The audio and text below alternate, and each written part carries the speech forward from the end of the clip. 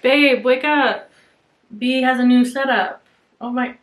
Hi, I'm B. I make stuff, and I'm coming to you for the very first time from my new filming setup, which I'm not very proud of the lighting situation. We'll figure that out. But my first time coming to you from Northwest North America, unceded and unsurrendered Vancouver, BC, home of the Musqueam, Squamish, and Tsleil-Waututh nations. Yeah, and this is it. We made it. We moved. I moved. Me and my partner, we moved across the country, like 5,000 kilometers from Halifax to Vancouver. The only move that could have been further would, I guess, be from St. John's to Victoria, which, hey, it could happen still, I don't know. But yeah, I made it. And it's been so long since I talked to you because, guess what, life happens. And I'm just happy to be here. And I hope you're happy to be here too. We're doing the Dirty 30 podcast. Exciting. It's the 30th one. I can't believe I filmed 30 times. And let's be honest, I filmed much more than 30 times and scrubbed a bunch of stuff from my personal records and also the internet because it's been 5 years, which is pretty cool. And that means I average about 6 podcasts a year, which is better than no podcasts a year, I guess. But yeah, we're here. We're doing it.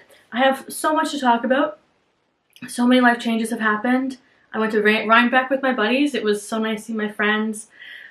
But yeah, there's a lot to, I guess it took me so long to set up and film because there's just so much to talk about. And I was like, what if I didn't put pressure on myself and just talk about what I want to talk about? And that's what we're going to do today. We're going to talk about what I want to talk about and probably nothing else. Okay? Sounds good. This is postscript B is popping in to say that I'm wearing the Striped Hype Sweater by Veronica Lindbergh. This was one of the first drop sweaters that I used a pattern for, and I like it quite a bit. It's made using my hand spun and just some like farm yarn, not just some by Forge and Sew. The colors are all naturally dyed that aren't my hand spun. My hand spun is acid dyed. And I dyed my hand spun too. So first up, let's talk about things that I've acquired since I last saw you. A lot of stuff. I bought a lot of stuff since I last saw you because, hey, I moved. But the only thing that I really want to share today is that my sweet Ella Taylor, my good Judy, went to Japan and got me some lovely Japanese string. Look at that. Hide my face. Great colors, hey? Nice 100% cotton string. And with the string, I took a pouch that used to be, you can see the branding in behind here, and I sewed a little patch that my friend Maddie made over, you know what it's called, over the logo. There we go. Takes me a sec to find words sometimes. But yeah, cute little pouch that I'm now using for anything, but just doesn't have the logo on it, you know? So that's my first acquisition, as I got this really nice string for my buddy, and also this really nice Japanese yarn that I have no idea what I'm gonna do with it, but we'll figure it out. Those two things. And I think that's all I want to show you in terms of acquisitions, because who really cares what people got? I feel really nice. It's nice to get a gift, you know? Nice to have a little present. Let's you and I dive right into works in progress, because I have a few. I've been making some stuff. The first thing that I have as work in progress, you're gonna say, what is that? What the hell is going on here, right? What is going on here? This is the exoskeleton of the Scrunchie Bag by Loopy Studio. And it's all in hand spun.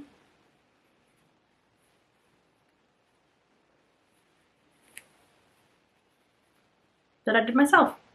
The hand spun is all nest fibers. And yeah, I'm just proud of it. The hand spun. And it's going to be a bag eventually. And I'll probably put up a little thing of what that bag looks like. But I made some serious mods to it. The first being is I made it a lot bigger than the designer originally had planned. As someone who's like a bit bigger than the designer of this like product, this pattern, I should say, I was looking at the designer and I was like, you know what, this looks fantastic on them, but they're quite thin. Like they're much thinner than I am, which is such a neutral thing to say, like it doesn't matter. But what does matter is I want this product to look the same on me as it looks on them. So what that means for me is learning how to proportionize. I don't know if you watch Drag Race or have ever watched Drag Race or listened to a drag performer talk about proportionizing. But essentially, yeah, knitting lessons from a drag queen, I guess, is that so for example, if you have quite large shoulders and you want them to look smaller, you make massive hips. So you create proportions, right? It makes sense, like if your shoulders are out to here and you want your shoulders to look in proportion with your body, whatever that means, right? You make larger hips. Or if you have like a really big butt, you could have really big boobs, and then everything looks in proportion. So I think that was like on a Drag Race, I don't know, like from like 2015. It was on some like Drag Race challenge from a long time ago. And so maybe 2015 is too early, but like maybe 2020. And I remember being like, oh, proportionizing, I can do that with knitting. And so I was looking at this designer who is thinner than I am with the look of this bag, and I want the exact same look. So how am I going to achieve that? I'm going to make the bag bigger in proportion to my body. And so I kind of finessed this pattern a little bit. I think that that's something that I could have like come up with by myself, but it was important to me to like obviously pay someone for their idea. So I bought this pattern and I cast it on, and I made the neck quite a bit longer than what the pattern calls for. And then I made the body increases longer. So this whole thing looks a lot bigger than what you would get if you also like made, if you made the same pattern as I made. But yeah, so I'm making something in proportion to my body because I want it to look the same on me. And generally, I find that if I make an accessory and I'm unhappy with it, it's because I haven't proportionized. For example, my favorite toque, it's a massive, massive toque, and I love the way it looks on my head because I have a giant head. And so this massive toque looks good on my head because it's huge and my head is huge. And I was like, why do I love this hat so much? It's because the hat's massive and it looks good on me because it looks proportionally it makes sense. And I don't know like the visual science behind that or anything. It just works in my mind. So I thought I would share that, I guess, lesson that I learned that maybe you could also learn. So if you're making accessories, proportionize it to your body. Like figure out what proportion of the designer or the person whose photo is being taken with the product on it, and then scale up or scale down. Obviously, like I have not originated this idea. Jack C-Slack, drag performers, first of all, you know, like they've been doing this for years and years and years. But Jack C-Slack, the pattern designer, they put out a shawl a couple of years ago, and it came in 2 sizes, and they explained that because they like live in a bigger body. They were like, I want this shawl to look the same on me as it looks on someone else, and so my shawl comes in 2 sizes, and you can decide what you want. And at that time, they were talking about proportionizing without using this language that I'm using, and I found it very interesting. And it kind of stuck with me, and I was like, oh, I can just do that. That's an option. So yeah, that's what I'm doing. So my next step for this guy is to add a lining. I'm gonna sew it, kind of, and then scrunch it up and use it. But I didn't want to not use a lining because crochet bags are different. Crochet provides structure that knitting just doesn't. So crochet bag would make more sense, but knitting has so much give to it and it will expand as time goes on. So pop a liner in there, it'll be grand. That's my hand spun, hand knit bag. You'll see the finished object next time. Hopefully, if I remember what I'm doing, if I don't forget to finish her off.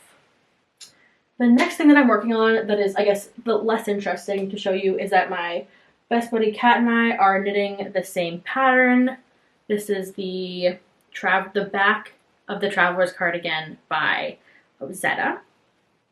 This guy, yeah, it's a bright color. I want a yellow cardigan because I want that sunshine. I had to rip a bunch out because I overshot. I knitted like 17 inches when I had to knit 13, so I ripped a bunch out.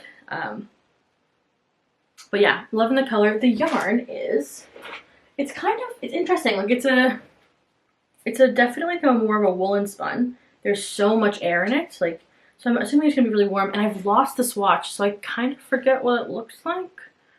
because Kat and I are knitting it together, and she's like a more of a newer knitter, and so I'm knitting it like at her pace. So I started this a couple months ago. Yeah, so the yarn is 100% Norskal. Oh, Norwegian yarn. It's Rauma Garn, which is Rauma yarn. And I bought it at Wet Coast Wools here in Van City. But yeah, nothing much to report here. You'll see it a bunch of times probably because I'm not going too fast on it. I do love the color though, that bright yellow. So next up, I have to show you my typewriter cardigan.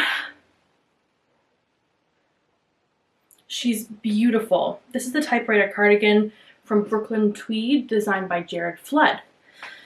Now, how this came to be is I was looking at my yarn and I was like, I want to stash bust something, like a sweater quantity.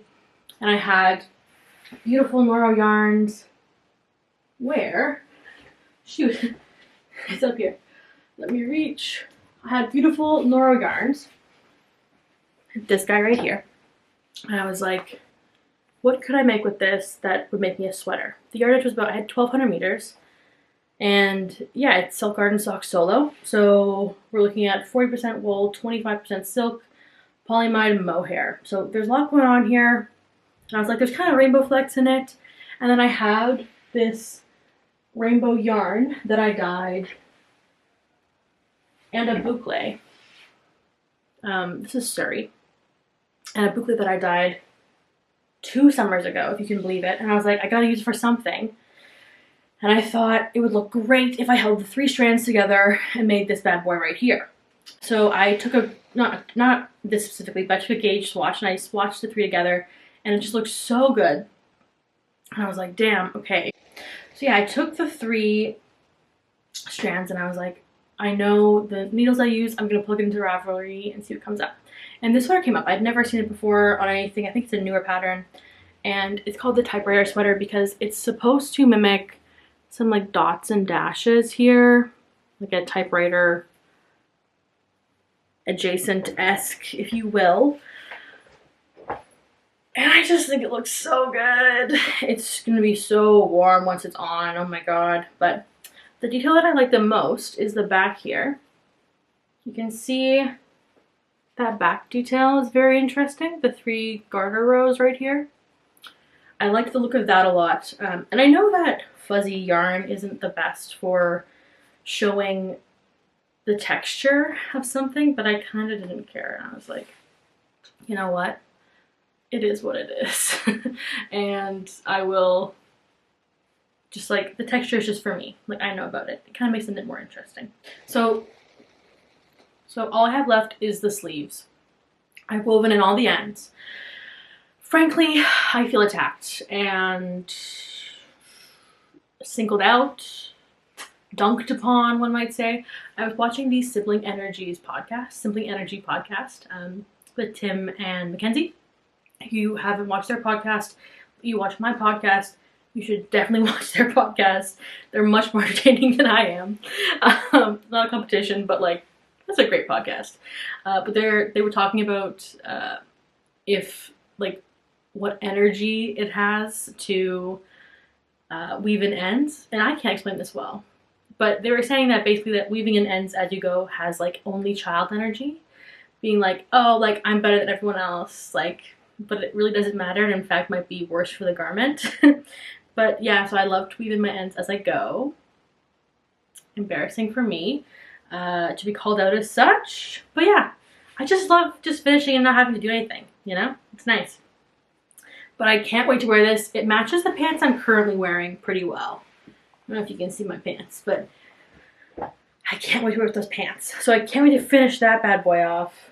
Let's see what else I have to show you. I wrote everything down just to make sure that I wouldn't forget. Because it's been a while. Traveler, Scrunchie. And then the last thing I have to show you, I guess, for my whips is I'm working on some summerly sock club socks. These are the January designs. People that I talked to were kind of like, This pattern was so simple. Why did you buy that? I cast these on like last night. Like it's not that big a deal. Not a lot going on there, but I am making them. Like the design is so simple. I'm like, yeah, I guess, but like you didn't publish it. Someone did, and they look really cute, so I'm gonna make them. I'm really loving the sock club. I haven't made all of them, I'm not going to, but it's super fun to knit the same pattern as everyone else. I love the community. I love the camaraderie. Really fun. These yarns are just ones that I had in my stash. I have no idea where the yellow came from. The pink is, once again, no clue. And the blue, I think, is Casual Fashion Queen from like a 2018 Halloween advent that I bought. So I'm really stash diving with these, which is like what socks are really good for, to be honest. But yeah, easy. This is my on-the-go project right now. 2 at a time has been, yeah, I started doing it recently, 2 at a time socks, and it's been everything to me. I love her. I'll probably do this motif as well on the toes, but just backwards. So it's like the toe and the top will have the petal, and it'll be cute. So that's that done. Now I can tell you about my finished objects. First thing I'm going to show you is this Haonui, I can't pronounce it, but it's a breed of sheep yarn that I bought at Knit City, not yarn, fiber that I spun and made these fingerless gloves. Everyone needs a pair of fingerless gloves. I like that they're kind of like asymmetrical.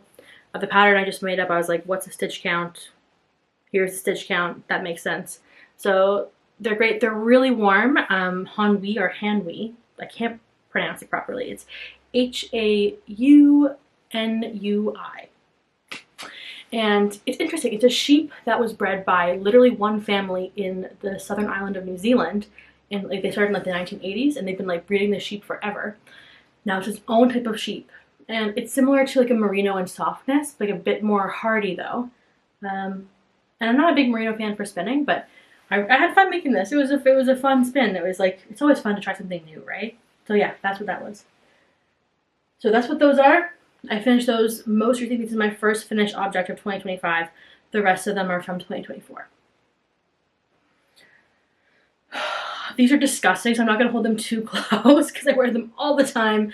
But these are some socks I made with Lang sock yarn. I showed it in my last podcast. They're like felted on the bottom. I wear them so much. I have to wash my socks. But I did these at 2 at a time as well. They took me forever. They were just like they're really tight gauge. They're gonna last me for a long time. I love these colors. They're so good, right? And yeah, it's my first time doing 2 at a time socks. I found it a slog. I was like, oh my god, this is taking forever. Jesus. Oh my god, why do socks take so long? And then I finished and I was like, oh. Having 2 finished socks at once, it's kind of nice. But these guys, I knit them pretty much with zero, like I weighed it and I weighed it, and I had like maybe this much yarn left. Like literally that much yarn after weaving an end. It was a tight race, and I did have to end it a little sooner than I had hoped, but they still fit, so it's okay. But those are my these guys. I don't know if I showed these to you last time, but these are more Summerly Sock Club. These are my IKEA socks. My very accidental IKEA socks. They're my Swedish socks. Yeah, I don't know why I did. I honestly like the color combination, but they're very, if I ever go to Sweden, I have a pair of socks to wear. If I ever go to IKEA, I have a pair of socks to wear. My Huga pattern. Yeah, these are more of the Summerly Sock Club. This is like the first one, I think. Super cute though. I think everyone and their dog has made these. I wear them a lot. But yeah, I don't know if I would make the same color choice again. And that's okay. I got one big finale piece, but I'm not going to show that to you yet. I will show you this. This is a scarf that I made for Zoe.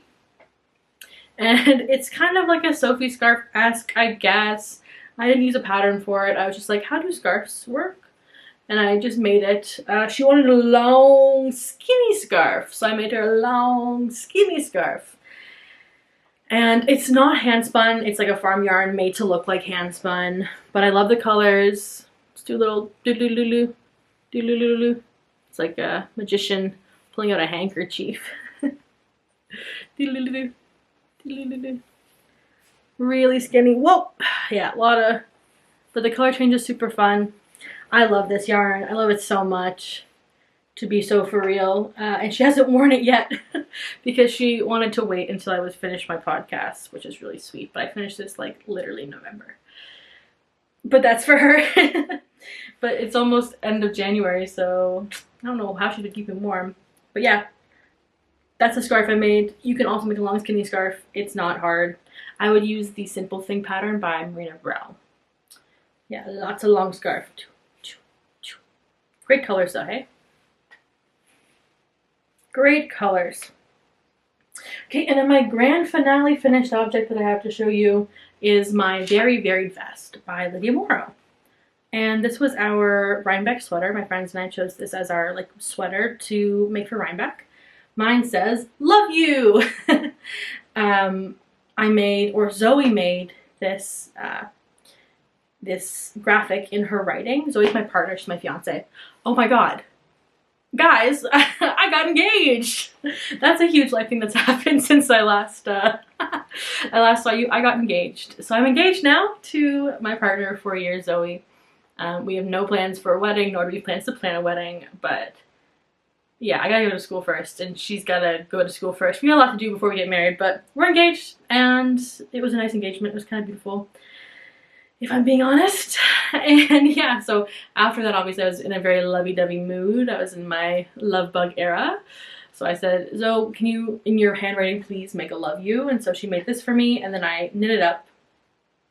The yarn is Knitting for Olive in their heavy merino. I knitted it, I used heavy merino when I was doing my Scrunchie cardigan, and I've had it for about a year now, and it has like no pills, and I wear it every single day, like every second day at least. I wear it all the time, no pills. So I was like, done. Like, so tried and tested Knitting for Olive heavy merino. I'm a fan, huge fan, and it's readily available for me at my local yarn store, or was when I was back in Halifax. So there she is. I opted for the scoop neck and no bust shaping because I didn't want to mess with the pattern. Because that's a bit loose on me, but I don't know. Doesn't matter. I love this sweater. I love wearing it because like when I was at Rhinebeck, people were like, "Oh, love that vest." And I say, "I love you." And they'll be like, thanks. Because the sweater literally says it, right? I'm like, "Love you." Like, no worries, man. Like, I don't know. I think I'm just so happy with it. Yeah, and they didn't like that. They didn't like me saying that I loved them. They're like, I'm a stranger. I was like, yeah, man, I love you all the same. All the same. And that was really fun. Rhinebeck was a great time. I'm not going to go into like super detail about it because it was 3 months ago and who cares. I care. I had a great time. I loved meeting everybody. Just same as last time, it was last year. If you came up to me and said hi, I really thank you so much. Thank you for your time watching me generally. I'm like, why would anyone watch me? And yet here we are. Actually, no, I know why. Because I'm fun. I'm a good time. I'm not trying to dunk on myself or anything. More so that I'm like, I'm really appreciative of people giving me their time. And also I'm not monetized, or I'm not trying to make money off of this. I just really love talking to you about knitting and like editing a little video, then putting it up, and then yeah, I just like doing it a lot. So thanks a bunch, babes. That's all. There's more heavy life stuff that I haven't talked about in this podcast, and I'll leave it at the end here. But basically, we moved here 2 weeks after we moved here. My mom got pretty sick. She's got the big C, and most of my life right now is taking care of her. So yeah, I've had like a pretty tumultuous couple of months, pretty slow, pretty heavy, and I'm making a lot right now. I really appreciate it if we didn't like comment on that in the comment section. That's not what this is about, but just some context. If you made it this far into the video, you know, that's what's happening in my life. So yeah, You'll see more of me hopefully this year. I always say that it never happens, but I'm happy to be here when I am here. Thank you very much for your time. Hope you made something. Hope you got some stuff done. And yeah, bye.